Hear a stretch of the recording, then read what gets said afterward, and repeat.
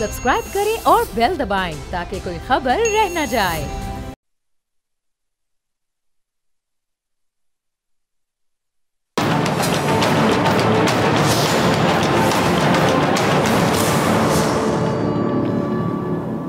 अस्सलामुअलैकुम, मैं हूं डॉक्टर फ़िज़ा ख़ान और मैं हूं पाकिस्तान। आज मेरे लिए और मेरे मुल्क पाकिस्तान के लिए उदासी का दिन है। एक बार फिर पाकिस्तान का बलोचिस्तान खून में नहला दिया गया। दहशतगर्दों ने एक बार फिर प्लानिंग करके बलोचिस्तान के मुख्तलिफ इलाकों में दहशत व वहशत का खूनी खेल खेला। छुपकर हमले करते रहे, शहरियों को निशाना बनाकर सूरमा बने फिरते रहे। लेकिन जहाँ जहाँ इन सूरमाओं का सिक्योरिटी फोर्सेस से सामना हुआ, इन्होंने मुँह की खाई। बलोचिस्तान से आने वाली रिपोर्ट्स के मुताबिक सिक्योरिटी फोर्सेस ने दहशतगर्दों को उनके अंजाम तक पहुंचाया, जिसके बाद झुंझलाए हुए दहशतगर्दों ने दहशत और वहशत का वो खेल खेला कि इंसानियत लर्ज उठी। मेहमान नवाजी और बलोच रिवायात की अमीन धरती में मूसा खेल, बोलान और कलात पर क़यामत ढा दी। मूसा खेल में दूर दराज से आए 23 मेहनत कशों मुसाफिरों को बसों और गाड़ियों से बाहर निकाला गया। शनाख्ती कार्ड चेक किए गए और बलोच रिवायात के नाम नेहाद अलमबरदार दहशतगर्दों ने उन्हें बलोचिस्तान के नाम पर कुर्बान कर दिया। और यही कुछ कलात में भी हुआ, जहां 10 सिक्योरिटी एहलकारों समेत 5 शहरियों को कत्ल कर दिया गया। बोलान से भी 6 दिहाड़ीदार मजदूरों की लाशें मिली हैं। ये सब करते हुए जीते जागते जिंदा इंसानों को बेजान लाशों में बदलते हुए इंसिफाक कातिलों में से किसी का हाथ ना कांपा। लम्हा भर को भी नहीं सोचा कि ये सब निहत्ते और मासूम शहरी हैं। इनके घरों में कोई माँ, बहन, बेटी, बूढ़ा बाप मुंतज़िर होगा। इनका तो किसी मामले से कुछ लेना देना ही नहीं था, लेकिन इनका बलोच ना होना इनका जुर्म ठहरा। अफसोस तो इंसानी हकूक़ के उन नाम नेहाद अलमबरदारों पर भी है, जिनकी सुबह बलोचिस्तान में इंसानी हकूक़ का रोना रोने से होती है। और सबको आप जाने दीजिए, इंसानी हकूक़ की जो अलमबरदार कहलाने वाली लापता अफराद के मुतनाज़ इशू पर जो धरने और मार्चों की एक्सपर्ट डॉक्टर महारुंग बलोच साहिबा, वो भी इस कत्लो गारतगरी पर लापता दिखाई। उनकी बलोच यकजहती कमेटी भी गुम हो चुकी है। मिसिंग पर्सनस के इशू पर ज़मीन आसमान एक कर देने वाली इन ह्यूमन राइट्स एक्टिविस्टों के जो लब हैं, वो जाने किसने सी दिए हैं। और इनके ट्विटर अकाउंट पे रस्मी मजम्मत के 2 जुमले तक नहीं नज़र आते। इंस्टाग्राम, फेसबुक पर भी इनके सोशल मीडिया जो हैंडलर्स हैं, उन्होंने कोई मजम्मत करने की जहमत तक नहीं की है। आज बेगुनाहों के लहू ने इंसानी हुकूक के इन अलमबरदारों के चेहरों पर से भी इंसानी हुकूक की चौकीदारी का मेकअप उतार कर इनका भयानक चेहरा दुनिया के सामने कर दिया है। और ऐसा पहली बार तो नहीं हुआ। बलोचिस्तान में किसी मेंढक को भी जुकाम हो जाए तो डॉक्टर महारंग बलोच साहिबा उसका जिम्मेदार रियासत को ठहराने में 1 सेकंड नहीं लगाती हैं। लेकिन बलोचिस्तान में जब भी कोई दहशतगर्दी का वाकया हो तो डॉक्टर साहिबा की ज़बान ताल्लुक से लग जाती है और वो बोलती तक नहीं है। आज भी वो खामोश हैं और इस खामोशी की क्या वजह होगी? आपको याद होगा कि कुछ अर्सा पहले मैंने इनका एक इंटरव्यू किया था, उस पर भी इन्होंने किस तरह बात की थी, किस तरह रिएक्ट किया था, ज़रा चलाइएगा जी। तो इस सारी सूरत हाल पे बात करने के लिए मेरे साथ ब्रिगेडियर रिटायर्ड मसूद खान साहब मौजूद है, दिफाई तजिया कर। बहुत शुक्रिया ब्रिगेडियर साहब आपका ज्वाइन करने के लिए। ब्रिगेडियर साहब, हम देख रहे हैं कि बलोचिस्तान में जो दहशतगर्दी के वाक़यात हैं वो बढ़ते चले जा रहे हैं और ये जो जिस मैंने ये क्लिप भी चलाया, अब यहाँ से कोई मजम्मत भी सामने नहीं आ रही है, क्या वजह है? जी हाँ, देखिए बहुत शुक्रिया। ये मजम्मत तो सवाल तो यहाँ पे यही पैदा होता है, क्या महारंग बलोच मजम्मत करेगी? सेकंड क्वेश्चन है, क्या वो जो इसके खैरख्वाह थे, जो सूडो इंटेलेक्चुअल्स थे, जो पाकिस्तान के इधर इस्लामाबाद बेस्ड जर्नलिस्ट थे, किसी ज़माने में उन्होंने मामा कदीर को सर पर उठाया था, फिर महारंग बलोच की बात की, वो लिबरल्स कहाँ पे है? क्या वो उनको मजम्मत करेंगे? जो मूसा खेल में 23 पैसेंजर्स की शहादत हुई या एल्सवेयर जो लोग मारे गए, क्या उनकी मजम्मत करेंगे? नहीं करेंगे, क्योंकि देखें ये फ्रस्ट्रेशन की अलामत है। दहशतगर्दों की शिकस्त हो चुकी है तो वो साफ टारगेट्स की तरफ जा रहे हैं, खौफ व हिरास पैदा करना चाहते हैं। और देखें प्रॉक्सीज की जंग है। BLA और BLF जो है वो इंडिया की प्रॉक्सीज हैं और अब उसके आगे जो पॉलिटिकल फ्रंट पर प्रॉक्सी बनी है वो बलोच यकजहती कमेटी है और ये उनके लिए एज ए प्रॉक्सी के तौर पे काम कर रही है। BLA और BLF देखें, पिछले 20 साल में जब अब अशरफ गनी और करज़ई की हुकूमत थी तो वो अफगानिस्तान से ऑपरेट कर रहे थे और इसके अलावा वो ईरान से भी इन्होंने ऑपरेट किया। और देखें कि ये ड्रामा किस चीज़ पे था कि वो मिसिंग पर्सनस, सबसे कम मिसिंग पर्सन बलोचिस्तान के हैं। गवर्नमेंट ऑफ पाकिस्तान ने ऑलरेडी एड्रेस किया 78% मिसिंग पर्सनस को।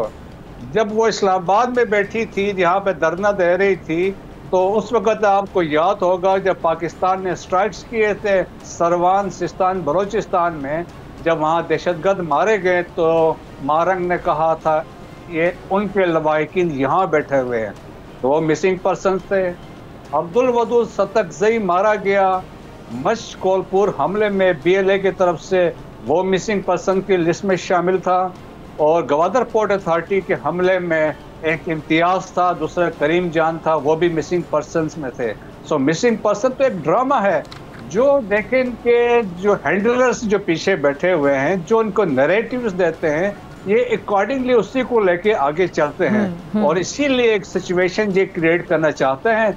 लेकिन सिक्योरिटी फोर्सेस को हमें अप्रिशिएट करना चाहिए, उनका रिस्पांस ज़बरदस्त था, इट वाज टाइमली रिस्पांस, और दे थ्वाटेड जो इनके इवल डिज़ाइंस थे, फर्दर जो वहाँ पे नुकसान हो सकता था उससे महफूज किया।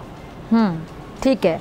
अच्छा, ये देखेंगे जो अगर हम बात करें दहशतगर्दों ने ख़वातीन, बच्चे निशाना बनाया है, और ये बाकायदा इनको निशाना बनाना, ये जो हिकमत अमली है, ये अगर हम जंग की सूरत हाल की बात करें ब्रिगेडियर साहब, और इसके अलावा इंसानी हुकूक के जो कवानीन है, ये इसकी सरासर खुलेआम खिलाफ वर्जी के मुतरादिफ है। जी हाँ, देखें ये टेररिज्म की जब हम बात करते हैं, टेरर का मतलब है टू फ्राइटन, खौफ पैदा करना, और यही वो एक मकसद है कि जब आप सिविलियंस को टारगेट करते हैं, जिस तरह TTP के पीछे एक इंस्ट्रक्शंस, एक वीडियो ऑडियो लीक आई थी जिसमें वो नूर वली कह रहा था कि जी स्कूल्स को टारगेट करें और दूसरे जो हैं मसाजिद को टारगेट करें, इस तरीके से। तो यहाँ पे भी इनका मकसद यही है, क्योंकि नैरेटिव में यही है, इनके हैंडलर्स का कहना यही है, अगर आपने क्रिएट करना है तो सिविलियंस को टारगेट करें।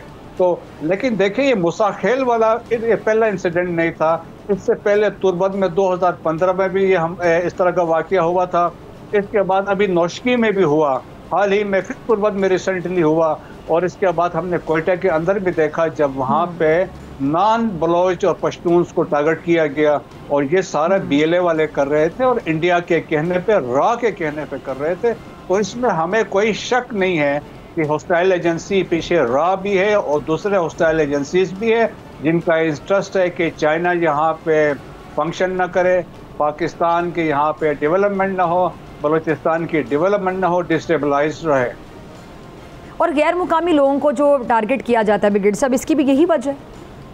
जी बिल्कुल इसी तरह वो खौफ पैदा करना चाहते हैं। देखिए, अब गैर मुकामी क्या है, बलूचिस्तान कोयटा में जो लोग सेटल हुए हैं वो तो पिछले 200 साल से वहाँ पे सेटल है, वो तो पश्तो भी बोलते हैं, वो बलोची भी बोलते हैं, वो अपना आप को बलूचिस्तान के बलोच कहते हैं। लेकिन आपने देखे एक नैरेटिव है, ये देखें रा का एक कंसीव्ड नैरेटिव था, उन्होंने कहा था आप इस तरह टारगेट करें, और पास में हमने देखा है कि इवन पश्तून जो थे खैबर पख्तूनख्वा के, दे वर टारगेटेड। तो यहाँ तक ये सिचुएशन है। तो मेरे ख्याल में जो बलूचिस्तान के मुहिब वतन अवाम है, जो 99.9% है, वो समझ गए हैं कि मारंग बलोच क्या गेम करना चाहती है, वो समझ गए हैं। सेमी दीन जो है वो क्या करना चाह रही है, BLA वाले क्या करने जा रहे हैं, या BLF वाले वहाँ पे क्या कर रहे हैं, तो वो वाजे हैं। देखिए, आज अफवाज पाकिस्तान में 40,000 से ऊपर जो हैं सोल्जर्स हैं वो बलोच हैं, 800 के करीब ऑफिसर्स हैं वो बलोच हैं। पाकिस्तान नेवल एकेडमी में जिसने सोडा फाइनल लिया आज से 2 साल पहले, वो बलोच था। पाकिस्तान मिलिट्री एकेडमी से जिसने सोडा फाइनल लिया वो भी बलोच था। तो लोग तो मुहिब वतन है, जाने भी दे रहे, वार ऑन टेरर में भी साथ हैं। ब्रिगेडियर साहब देखिए, ठीक है, कानून नाफिज करने वाले इदारे भी हम देख रहे हैं कि हर तरह की इस तरह की कार्रवाइयों को मुंह तोड़ जवाब देने के लिए हम वक्त तैयार रहते हैं, और हम देखते भी हैं उनका किरदार, उनका रोल। लेकिन अब ऐसे में हुकूमत की क्या जिम्मेदारी आपको दिखाई देती है? अब आपको क्या लगता है कि क्या वाकई किसी बड़े ऑपरेशन की तरफ जाने की ज़रूरत है? देखें जी, अज़्म इस्तेहकाम की ऑलरेडी बात की है, नेशनल इलेक्शन प्लान की जो अपेक्स कमेटी बैठी थी जिसमें सारे बैठे हुए थे तमाम, जिसमें प्राइम मिनिस्टर ने हेड किया, चीफ ऑफ आर्मी स्टाफ थे, सर्विसेज चीफ थे, चीफ मिनिस्टर्स थे, उसमें उन्होंने कंक्लूड किया कि अज़्म इस्तेहकाम का एक होना चाहिए। अज़्म इस्तेहकाम एक नया ऑपरेशन नहीं होगा, लेकिन एक कंटिन्यूटी होगी, लेकिन इसमें तेज़ी आएगी। लेकिन इसमें मकसद ये था कि जहाँ फौज ऑपरेशन करेगी वहाँ पे दूसरे अवामिल को भी हमने देखना है। सोशो इकोनॉमिक देखना है, बलूचिस्तान है चाहे वो खैबर पख्तूनख्वा है, वो हमने फोकस करना है, वहाँ पे डेवलपमेंट का पैसा लगाना है वहाँ पे, और कैपेसिटी बिल्डिंग करनी है सिक्योरिटी वहाँ लॉ इन्फोर्समेंट एजेंसी से, चाहे वो पुलिस है या लेवी से, उनकी हमने मदद करनी है। तो ये सारे, और देखें कि ये रोबस्ट जुडिशरी होनी चाहिए। देखें ना कि बहुत सारे पेंडिंग केसेस हैं, जो एंटी टेरर ट्रिब्यूनल्स की कमी है, केसेस ज़्यादा हैं, कोर्ट्स कम है, बलूचिस्तान के सबसे ज़्यादा केसेस हैं, उसके बाद खैबर पख्तूनख्वा के हैं। तो ये सारी चीज़ें मिल के कंसेप्ट था, सब अपना रोल एक अदा करें, तब मिल के हम पाकिस्तान की तामीर और तरक्की में एक अच्छा किरदार अदा कर सकते। और इसके हवाले से भी, ऑपरेशन के हवाले से भी आपने देखा होगा कि सब ने किस तरह की राय का इजहार किया, उनमें से भी कुछ लोगों ने इसको बड़ा कंट्रोवर्शियल मुतनाज़ बनाने की कोशिश की।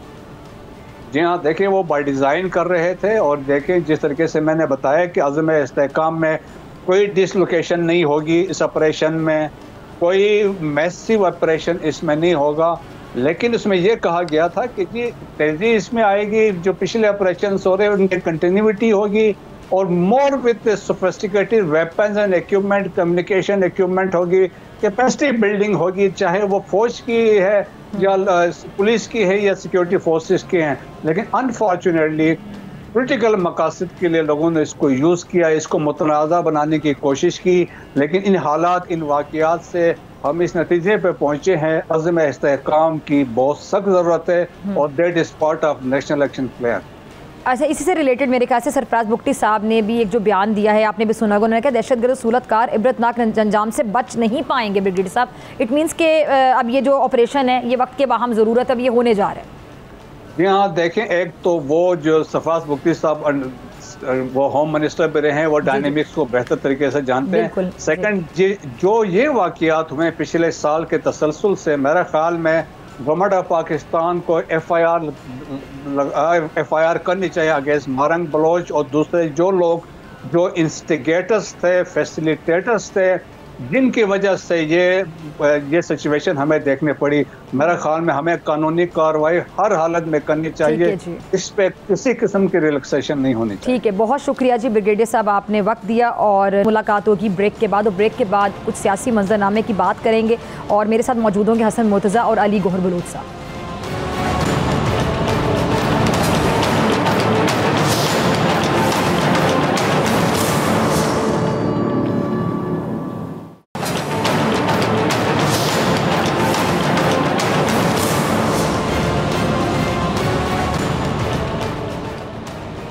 वेलकम बैक नाजरीन। पाकिस्तान के सियासी मंजरनामे में गुज़श्ता कई दिनों से दो इत्तेहादियों में नाराज़गी का मंजर हुकूमती इत्तेहाद के लिए बहुत ज़्यादा परेशानी का बाइस है, और दूसरी जानिब हुकूमत मुखालिफ जो सियासी जमातें हैं वो नज़रें जमाई और कान लगाए बैठी हैं कि शायद उनके लिए कोई अच्छी खबर आ जाए ऐसे हालात में। अच्छा, हुकूमत में शामिल पीपल्स पार्टी और मुस्लिम लीग नून के जो बड़े हैं वो पूरी कोशिश कर रहे हैं कि अपोजिशन की जो जमातें हैं ऐसी किसी भी अच्छी खबर से महरूम रहें और अपोजिशन को रंग में भंग डालने का कोई मौका ना मिले। मामले की हसासियत को देखते हुए दोनों जमातों के जो बड़े हैं लाहौर और इस्लामाबाद में बैठक लगा रहे हैं। बिलावल भुट्टो जरदारी ने वज़ीर आज़म शहबाज शरीफ साहब से मुलाकात भी की है और कुछ गिले शिकवे भी किए हैं। पीपल्स पार्टी का कहना यह है कि नून लीग मुफाहमती मुआहदे पर अमल दरामद में संजीदा नहीं है और इसे इंतज़ामी अमूर पर में नज़रअंदाज भी किया जाता है। इंतज़ामी अफसरान की जो तकर्रियाँ हैं तरक्याती मनसूबों में भी पूछा नहीं जा रहा। अच्छा, हुकूमत साजी के वक्त जो मुआहदा हुआ था वो कहीं अलमारी में पड़ा हो तो फिर उस पर अमल दरामद होता दिखाई नहीं दे रहा। अच्छा, मरियम नवाज साहिबा वो तो इसे देखने की जहमत भी नहीं कर रही हैं। सियासी जो तजिया कार हैं उनके मुताबिक कि पंजाब जो है वो मुस्लिम लीग नून की दुखती रग है और इस दुखती रग को छेड़ने की मरियम नवाज साहिबा किसी सूरत इजाज़त कैसे दें। वो भला इंतज़ामी अमूर में अपने जो आरजी हलीफ हैं उनको हिस्सा देकर उन्हें मजबूत करके अपने पाँव पे कुल्हाड़ी क्यों मारेंगी। अच्छा, मामला अब साफ क्लियर है कि जी मरियम नवाज साहिबा को बतौर वज़ीर आला हर सूरत कामयाब होना है, कि उनकी कामयाबी की जो है मेरे ख्याल से जो मुस्तकबिल की सियासत है और पार्टी में उनका हिस्सा भी तय करेगी। अच्छा, दूसरी जानिब पीपल्स पार्टी भी पंजाब में जो अपना कह लें कि असर रसूख बढ़ाकर 90 की दहाई के जियालों को फिर से जोड़ना चाहती है ताकि जो आने वाले चंद साल हैं उसमें वो भरपूर कुव्वत के साथ मौजूद हों। अच्छा, इसी कुव्वत के लिए पीपल्स पार्टी ने पंजाब में मुस्लिम लीग नून की बर्तरी का कड़वा घूंट भी पिया है और उन्होंने मरियम नवाज़ को सपोर्ट ही पावर शेयरिंग की शर्त पर किया था। लेकिन सुनने में ये आ रहा है कि मरीम नवाज साहिबा इनकी सिफारिशात पर अफसरान की जो पोस्टिंग और ट्रांसफ़र है वो तक नहीं करती हैं। अब जो सूरत हाल है ये है कि जी गिले शिकवे दूर करने के लिए जो दोनों जमातों के बड़े हैं वो बैठ गए हैं। कमेटियों का इजलास हो रहा है जिसमें इत्तेफाक होता है कि जी एक और कमेटी बना ली जाए। अब सवाल ये कि जो कमेटी का खेल आखिर कब तक चलता रहेगा? क्या ये कमेटियाँ पीपल्स पार्टी की जो शिकायत हैं, गिले शिकवे हैं, उनको दूर कर सकेंगी? और अगर ये गिले शिकवे दूर नहीं होते हैं तो फिर सवाल ये कि फिर क्या होगा? ऐसी सुने। इस पर बात करने के लिए मेरे साथ मौजूद है मुस्लिम लीग नून से अली गौहर बलोच साहब, बहुत शुक्रिया ज्वाइन करने के लिए। पीपल्स पार्टी से हसन मुर्तज़ा साहब, आपका भी बहुत शुक्रिया ज्वाइन करने के लिए। सबसे पहले मेरे ख्याल से मैं हसन मुर्तज़ा साहब आपसे शुरू करना चाहूँगी। हसन साहब, क्या गिले शिकवे हैं? बिलावल साहब अब खुलकर सामने आ गए हैं, शहबाज शरीफ साहब के सामने उन्होंने गिले शिकवे भी रख दिए हैं। किन किन प्रॉब्लम्स का आप लोगों को सामना करना पड़ रहा है? इसका मतलब है कि मामला जो हैं वो मजीद बिगड़ते दिखाई दे रहे हैं या हल की तरफ जाएंगे? बहुत शुक्रिया जी। देखें, पिछले कुछ दिनों से हम ये बात सुन रहे हैं, बल्कि ये मीडिया मैसेजिंग ही है कि गिले शिकवे हैं और पीपल्स पार्टी को इंतज़ामी अमूर पे और इंतज़ामिया के जो तकर्रियाँ और तबादले हैं इन पे पीपल्स पार्टी को कोई तहफ़्फ़ुज़ात हैं या पीपल्स पार्टी चाहती है कि ये हमारी हो जाए। ऐसा हरगिज़ नहीं है। पाकिस्तान पीपल्स पार्टी एक जद्दोजहद वाली जमात है और उसने कभी भी किसी अफसरशाही के पर हुकूमतें नहीं बनाई, ना कभी वो चलाई हैं उन्होंने। अवामी जमात है, अवामी लोग हैं, तो हमें इन चीज़ों से कोई लेना देना नहीं है। पाकिस्तान पीपल्स पार्टी का बड़ा वाज़ेह मौक़िफ़ है कि हमारी जो पॉलिसी मेकिंग है उसमें हमें ऑन बोर्ड लिया जाए। वो हर तरह की जो मशावरत है उसका हम हिस्सा होना चाहिए, क्योंकि आने वाले वक्त में हमें लोगों ने एक दूसरे के हरीफ होना है, हमने आपस में इलेक्शंस भी लड़ने हैं, तो क्यों किसी भी गलत पॉलिसी का। अच्छा हसन साहब, एक मिनट, सॉरी मैं आपको इंटरप्ट कर रही हूँ। आपका बड़ा जायज़ मुतालिबा है कि आप लोगों के साथ मुशावरत होनी चाहिए, हर काम में आप लोगों को लूप में लेना चाहिए, ये आपका बिल्कुल जायज़ मुतालिबा है। लेकिन मेरा सवाल इसके साथ ही है कि जैसे कहा जा रहा था जब ये इलेक्शन हुए थे, मुझे याद है हुकूमत बनी थी, तो पीपल्स पार्टी ने वजारतें लेने से जब इनकार किया, आइनी ओहदे लेने की हामी भरी, और जिस तरह अब ये चल रहा है तो फेज़ 2 आएगा जी, पीपल्स पार्टी वजारतें लेगी। आप लोग हुकूमत का हिस्सा प्रॉपर क्यों नहीं बन जाते? अब आप गिले शिकवे भी कर रहे हैं नून लीग से, फ्रंट पे भी नून लीग है, आप लोगों ने सिर्फ आइनी ओहदे रखे हुए हैं। देखिए, ये तो दो मुख्तलिफ नजरियात की जमातें हैं, दो मुख्तलिफ मैनिफेस्टो हैं हमारे। हम अपने मैनिफेस्टो के साथ उनके साथ चल रहे हैं। ये किस तरह मुमकिन हो सकता है कि पाकिस्तान पीपल्स पार्टी अपने आप को उनमें जम कर ले? हम ये समझते हैं कि वो उनको पूरी आज़ादी करने का हक है। जब भी कोई पॉलिसीज बननी हो उसे ऑन बोर्ड पे दिया जाए। हसन साहब, जम करना और हुकूमत में शामिल होना दो अलग चीजें नहीं है। जम करना मतलब जम होना और फिर हुकूमत में सिर्फ शामिल होना, ये दो अलग बातें हैं। क्या आप हुकूमत में शामिल होने के लिए जरूरी है कि हम उनसे वजारतें लें? हमने उन्हें वोट किया है। आपने कहा ना जम करना, तो जम करने का मतलब कुछ और होता है, वो सिर्फ हुकूमत में शामिल करना चाह रहे हैं। नहीं, देखिए, शामिल करने का भी कोई अंदाज तरीका होता है। अब वो ये तो नहीं है कि वो कहें जी शामिल हो जाओ, हम शामिल हो जाए। वो नहीं, तो क्या अंदाज तरीका होना चाहिए था? फूलों की पत्तियां लेकर आए, पहले गुलदस्ते लेकर आए, बुकेज लेकर आए, रेड कारपेट बिछाएं, कैसे शामिल होना चाहते हैं आप लोग? मतलब उनके अंदाज में क्या गलत था, मैं ये जानना चाह रही हूँ। मेरे ख्याल है ये ना भी आप कहें, जिस दिन हमने शामिल होने का इरादा किया वो पत्तियां भी लाएंगे, वो रेड कारपेट भी लेके आएंगे। चलिए अली गौहर बलोच साहब, फिर पत्तियां, रेड कारपेट, सब चीजों का इंतजाम किया हुआ है आप लोगों ने? जी जी, चलिए नहीं, हसन भाई मैं आपकी तरफ आती हूँ। जी अली साहब, अली गौहर साहब, मेरी तरह वो क्या बताएगा कि इंतजाम किया हुआ है या नहीं किया हुआ? वो करवा लेंगे हम, आप उसका फिक्र ना करें। आप बाकी जो प्रोग्राम है उसको आगे लेके बढ़े, रेड कारपेट वगैरह हो जाएगा। चले अली साहब से भी उनका मौक़िफ़ लेते। जी अली गौहर बलोच साहब। बिस्मिल्लाहिर्रहमानिर्रहीम। देखें डॉक्टर साहिबा, डॉक्टर हसन मुर्तज़ा और मेरा एक ही डिवीज़न है और इनका चन्योर डिस्ट्रिक्ट है, हमारा फैसलाबाद है, साथ साथ हैं। वैसे भी हमारे मतलब है कि बासियत पॉलिटिक्स के कारकुन की हैसियत से भी हमारे आपस में रबते रहते हैं, हमारे ख़ानदानी रवाबित भी हैं, आना जाना है। और ये पाकिस्तान पीपल्स पार्टी में बुनियादी तौर पर बात ये है कि बिल्कुल आपने ठीक कहा कि ये एक इत्तेहाद है, हुकूमती इत्तेहाद है, मरकज़ में भी और दीगर जगह पर भी। जाहिर है कि जो बातें आपने की कि ट्रांसफ़र पोस्टिंग की बात की, दीगर कुछ चीज़ों की निशानदेही की बात की, लेकिन आज तक दोनों पार्टीज़ की लीडरशिप की तरफ से इस तरह का कोई मुआहदा या मुतालबा सामने नहीं आया खुलकर कि भाई हम ये फ़लाँ ट्रांसफ़र चाहते हैं, हम ये फ़लाँ तरक्याती काम चाहते हैं, PMLN नहीं दे रही या इनकी गवर्नमेंट नहीं दे रही।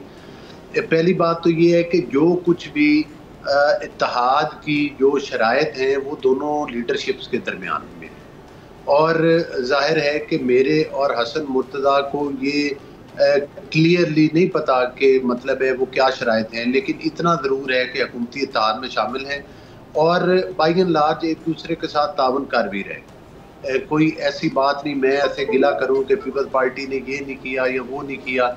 मैं समझता हूं कि जहां पर एज आ हुकूमती इत्तेहाद ज़रूरत पड़ती है तो पीपल्स पार्टी हमारे साथ खड़ी होती है। हमने भी जब इनके चुनाव था जिसमें सदर का था, जिसमें चेयरमैन सेनेट का था, जिसमें दीगर कुछ सीट्स जिन पर के गवर्नर की जो नॉमिनेशन थी, उन तमाम चीज़ों में जो कुछ पीपल्स पार्टी के साथ तय था, आपने देखा कि उस पर लफ्ज़ ब लफ्ज़ जो है वो अमल हुआ और दोनों लीडरशिप मुतमईन है। हाँ, अच्छा एक चीज़ ज़रा क्लियर कीजिएगा, ये समझ नहीं आ रहा है कि जो मुआहदे की शराइत का ही नहीं पता तो फिर ये इल्ज़ाम क्यों लगाया जा रहा है कि मुआहदे की खिलाफ वर्जी की जा रही है, ये चीज़ समझ नहीं आ रही। देखिए बात यह है कि मैं वही कहता हूं कि अगर तो कोई वादे हो कि किन चीज़ों पर अमल नहीं हो रहा तो फिर तो एक कारकुन की हैसियत से मैं जवाब दे सकता हूं, लेकिन अगर उस चीज़ की बिल्कुल वजाहत ना हो लेकिन एक जनरल बात की जाती हो कि कुछ चीज़ों पर अमल नहीं हो रहा, तो मेरा ख्याल है कि दोनों पार्टीज की लीडरशिप आपस में, आपने देखा नहीं कि गवर्नर हाउस में शहबाज शरीफ साहब और बिलावल भुट्टो साहब की मुलाकात हुई और उनमें काफ़ी चीज़ों को डिस्कस किया गया। तो मैं समझता हूँ कि दोनों जो पार्टीज की लीडरशिप है वो बहुत संजीदा है और वो एक दूसरे के साथ अगर कोई जाहिर है कोई तहफ़्फ़ुज़ात हैं तो वो डिस्कस हो भी जाते हैं और उनमें से काफ़ी मसले हल भी हो जाते होंगे। लेकिन मैं यहाँ पर एक ज़रूर बात करूँगा कि जाहिर है कि दोनों वो पार्टीज़ हैं जो एक दूसरे के मद्दे मुकाबिल आम इलेक्शन में हम इलेक्शन कॉन्टेस्ट करके आए और जाहिर है लेकिन डिस्कशन का फ़ायदा क्या हो रहा है ना, ज़रा ये भी समझा दे, कोई फ़ायदे के लिए डिस्कशन की जाती है ना? नहीं, मतलब ऐसा कोई नुकसान भी नहीं हुआ कि जिससे आप कहें कि या तो कोई आप कहें ना कि पीपल्स पार्टी ने कोई किस्म का हम इत्तेहाद से अलग हो रहे हैं तो फिर हम उस चीज़ को डिस्कस करें कि भाई उसका फ़ायदा क्यों नहीं हो रहा। जाहिर है कि वो पार्टीज हैं जिनके अलग इलेक्शन मैनिफेस्टो। अली गौर साहब देखिए मेरी बात सुने, देखिए डिस्कशन मामला की बेहतरी के लिए फिर आप तनकीद नहीं करते ना एक दूसरे के ऊपर। अब ये देखिए कि उज़मा बुखारी साहबा ने मेरे ख्याल से हसन मुर्तज़ा साहब पे बड़ी तनकीद की है। हसन साहब आपने सुनी होगी यकीनी तौर पर, ये सुनिए जी अली गौर साहब।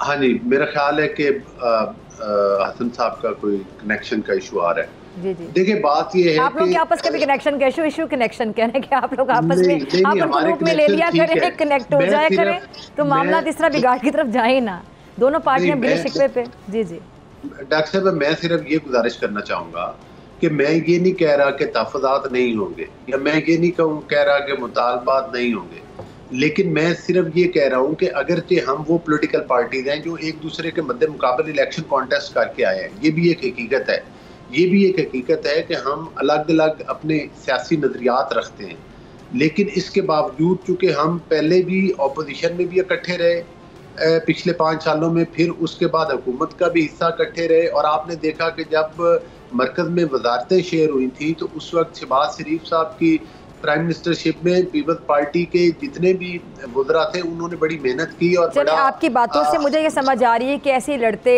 झगड़ते एक दूसरे पे तनकीद करते वक्त गुजरता रहेगा। नहीं, मेरा नहीं ख्याल कि जितनी एक तनकीद है ये पॉजिटिव है, इतनी एक तो अलग अलग पॉलिटिकल पार्टीज की आपस में होती है, लेकिन जो हमारे सियासी मुखालफिन या हुकूमती जो सियासी मुखालफिन हैं, अगर उनका कोई ख्वाब है कि उसमें हमारे में दरमियान में इन चीज़ों के ऊपर कोई दरारें पड़ जाएंगी तो वो नहीं। जिस तरह से शहबाज शरीफ साहब और जो है बिलावल भुट्टो साहब के दरमियान मुलाकात होकर, जाहिर है कुछ इश्यूज अगर डिस्कस हुए हैं तो कुछ तय भी पा गया होगा। ठीक है जी। तो इसी तरह से उन लोगों के ख्वाब शर्मिंदा ताबीर हसन साहब के हमारे साथ हैं जो इससे एडवेंचर चाहते हैं। ठीक, हसन साहब मुझे ज़रा ये बताइएगा, अज़मा बुखारी साहिबा वाले सवाल पे आपका कोई टेक्निकल फॉल्ट था तो स्काइप के सिग्नल्स नहीं आ रहे थे। अज़मा बुखारी साहिबा के सवाल पर आप कुछ कहने जा रहे थे, आपने सुनी उनकी गुफ्तगू पे तनकीद कर रही थी, सही कह रही थी वो? देखिए वो बुखारी साहिबा को डिस्कस करना मैं समझता हूँ कि अजीब सा मामला है। वो उन्होंने कहा था कि हारे हुए शख्स को पंजाब में तरक्की नजर नहीं आ रही, आपने सुना होगा, हारा हुआ शख्स बोल रही थी वो। मैं समझता हूँ कि फॉर्म 47 से इज्जत से हार जाना वो ज्यादा बेहतर होता है, और हार जीत का उससे पता चलता है। जो इलेक्शन लड़के आते हैं उन्हें और बैग उठा के मेंबर बन जाने में बड़ा फर्क होता है जी। उनको इस चीज का अंदाजा नहीं है कि इलेक्शन हार भी होती है और जीत भी होती है। ये जो सिर्फ जीतना है ना, वो बैग उठा के जीता जा सकता है, वो सियासत नहीं है। वो मोहतरमा है, वो बात कर लेती हैं, फिर उनसे बर्दाश्त भी नहीं होती। तो मैं तो काफी कोशिश करता हूँ कि उनको अवॉइड किया करूँ, लेकिन वो अगर नहीं बाज आती तो ठीक है, फिर मुकद्दर हमारे अपने नसीब। मैं अगर असम्बली से बाहर हूँ तो मुझे इज्जत से ये हार बर्दाश्त है, और मैं इंशाअल्लाह ताला जीत के फिर असेंबली आऊंगा। आप मतलब आप अज़मा बुखारी साहिबा को जवाब दे रहे हैं? नहीं, मैं उन्हें जवाब नहीं दे रहा, मैं तो एक बात कर रहा हूँ जी। मैं जवाब उन्हें क्या देना है, या वो इस काबिल उनको जवाब दिया जाए। सर लेकिन मैं इस बात से थोड़ा सा डिसएग्री करती हूँ। आप देखिए ये ना कहने कि कोई इस काबिल नहीं है, मतलब कोई किसी ना किसी काबिल होता है तो वो कहीं ना कहीं स्टैंड कर रहा होता है, मतलब ऐसे किसी के बारे में मेरा नहीं ख्याल आपको कहना चाहिए कि मैं बात कर सकूं। और मैं एक सियासत करता हूं, मैं सियासी कारकुन हूं, मैं इलेक्शन लड़के आता हूं। सभी इलेक्शन लड़के आते हैं ना? नहीं, उनको जवाब आप कह रही है ना, तो मैं उनको जवाब क्या मैंने सवाल तो उन्हीं से रिलेटेड पूछा था ना, फिर आपने उसी पे जवाब देना शुरू किया। मैंने कहा अज़मा बुखारी साहब ने आप पे तनकीद की, उन्होंने कहा कि हारा हुआ शख्स को पंजाब की तरक्की नजर नहीं आ रही, तो आपने जवाब देना शुरू किया। अब जारी बात है जवाब आप उन्हीं को दे रहे हैं ना। नहीं, तो मैं अर्ज कर रहा हूँ, आपने मेरे से सवाल किया, मैंने उसका फिर आपने कहा मैं उनको नहीं दे रहा जवाब, किसको दे रहे हैं जवाब आप? नहीं, मैं आपको दे रहा हूँ, आपने पूछा है। आपने कहा वो काबिल नहीं है ना, आपने कहा वो इस काबिल नहीं, तो मैंने उस पर थोड़ा सा डिसएग्री किया है कि आप कोई भी आपको ना कहे, वो भी आपको ना कहे, आप भी उनको ना कहे, काबिल एक दूसरे की काबिलियत पे सवाल क्यों खड़ा कर दिया जाता है? चलिए आप बात कंप्लीट करें, मैं अली गौर साहब की तरफ जाती हूँ। जी हसन साहब, मेरी गुजारिश सुने। जी जी प्लीज। मैंने एक नहीं है ना, उसका फैसला आवाम ने करना है। ठीक है जी। अब आपने तो नहीं करना, आपने सवाल किया, मैंने जवाब दे दिया, आगे वो गलत है सही मेरे प्रोग्राम में मैं बड़ा मौदबाना गुजारिश है मेरी आपको कि मैं मेरे प्रोग्राम में अगर आप कहेंगे ना फलां काबिल नहीं है, ये काबिल है, तो मैंने अपनी एक राय का इजहार किया है कि कोई भी अगर कहीं पे स्टैंड कर रहा हो तो किसी न किसी काबिलियत की बुनियाद पे कर रहा होता है। अपनी राय का मेरी आपसे बहस नहीं बनती, आप अपनी राय बेशक दे, आप अपना हक रखती हैं। मेरे प्रोग्राम में कुछ दिन पहले उज़मा कारदार साहिबा थी और शौकत यूसुफ ज़ई साहब थे, और उन्होंने अता तारड़ साहब के हवाले से कुछ अजीबोगरीब सी गुफ्तगू शुरू कर दी थी, तो मैंने उनको भी टोका था, मैंने उनको कहा था कि नहीं ये बात आप ना करें। जी जी ठीक है, मैंने कोई गैर अखलाकी बात कर दी? चले ठीक है, चले आपका कमेंट आ गया, ठीक है। अब ठीक है, अज़मा बुखारी साहिबा पर है, वो इस पे कोई रिस्पॉन्ड करना चाहिए नहीं, ठीक है। चलें ठीक है, हम इसको बात को ख़त्म करते हैं। मुझे अच्छा नहीं लगा कि एक खातून है, एक काम कर रही है, तो आप कह रहे हैं कि काबिल हो तो ये वो, चलें ठीक है। अली और मैंने हमेशा कोशिश की है कि खातून जो भी हो उसका एहतराम किया जाए। मेरी अपनी लीडर खातून है, मैं खातून के एहतराम में हमेशा जो है वो अपने आप को सरेंडर करता हूँ। कभी भी मैंने ये नहीं कहा कि खातून की कोई चलिए हसन साहब हम आगे चलते हैं, ठीक है। आपका कमेंट आ गया, मैंने थोड़ा सा उस पर एतराज़ किया, आपने दोबारा उस पर बात कर ली, हम आगे चलते हैं। अली गौर साहब अभी आप कह रहे थे कि जो मुखालिफिन है वो एडवेंचर करना चाहते हैं, और जो मुखालिफिन है वो इस सिचुएशन में से कोई ख़बर निकालना चाहते हैं, लेकिन यहाँ तो मतलब अब उधर से कोई गुफ्तगू आपकी पार्टी से या आगे से हसन साहब को कमेंट कर रहे हैं, तो मुखालिफिन तो अंदर कहीं है ही नहीं जो एडवेंचर ढूंढना चाह रहे हैं। नहीं, बिल्कुल है, क्यों नहीं है। जाहिर है कि हर जगह पर, हर सूबाई असम्बली में उनकी सीट्स हैं, कौमी असम्बली में हैं, और वो नहीं, अभी जो हसन साहब कमेंट दे रहे थे अज़मा बुखारी साहिबा के बारे में, तो वो अब कोई मुखालिफ तो नहीं दे रहा था ना आके, कोई और तो नहीं दे रहा था, कोई तीसरा बंदा तो कमेंट नहीं कर रहा था। इत्तेहादी है ना, इसलिए सवाल उठा रही हूँ मैं। इत्तेहादी ना होते, ऑपोजिशन में हो कोई, तो अब हुकूमत पे तनकीद करो तो मैं ये सवाल क्यों उठाऊंगी।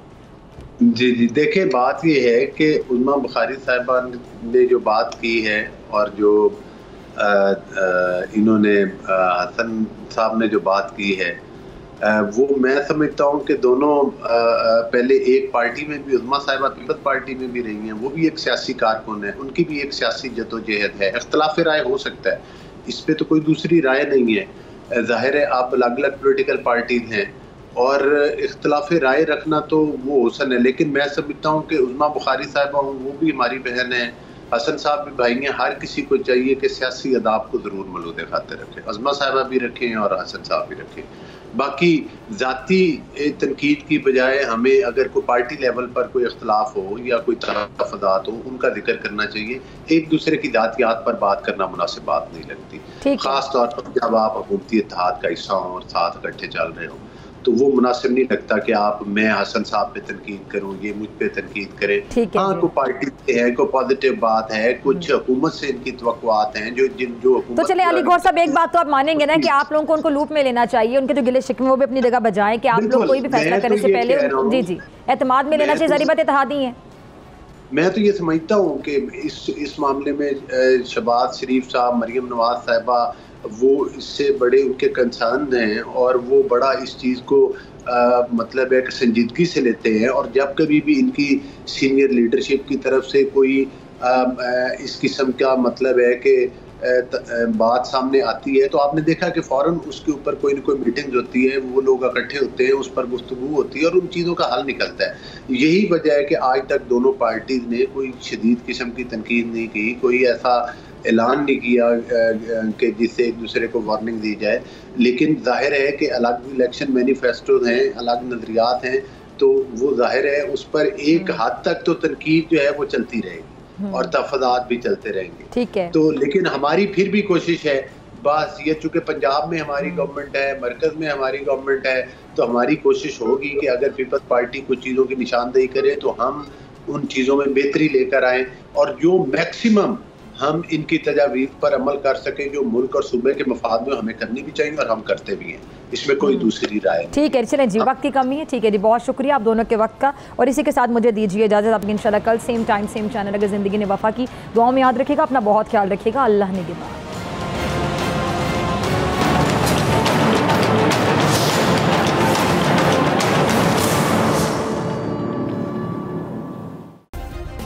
सब्सक्राइब करें और बेल दबाएं ताकि कोई खबर रह न जाए।